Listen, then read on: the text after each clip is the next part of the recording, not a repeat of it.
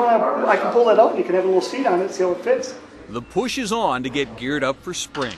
Now just close your eyes and imagine yourself cruising across the field. And cruising on off-highway vehicles is becoming a popular family activity.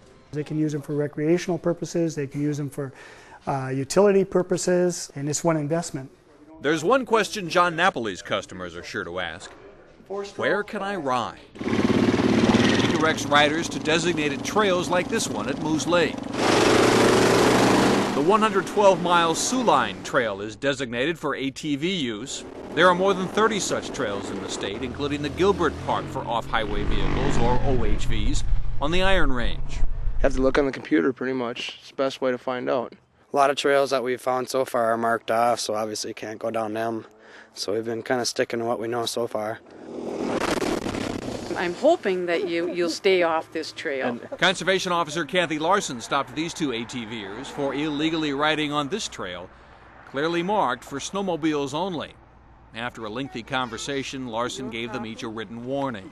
I think just by talking and them asking questions, they understand more why we are doing what we're doing. Larson is one of two DNR conservation officers who will be doing OHV enforcement full-time this year.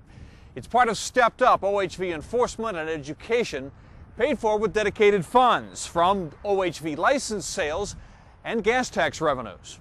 We're trying to make sure that everybody can experience the experience that they're looking for. Ron Potter is the DNR's OHV coordinator.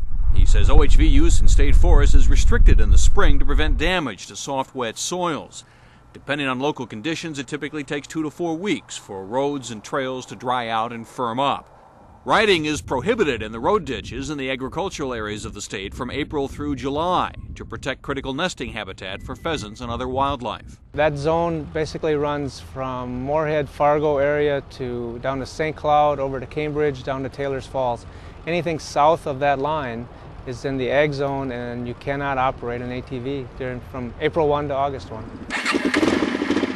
Potter says with so many OHV riders in Minnesota, it's more important than ever to know and follow the rules.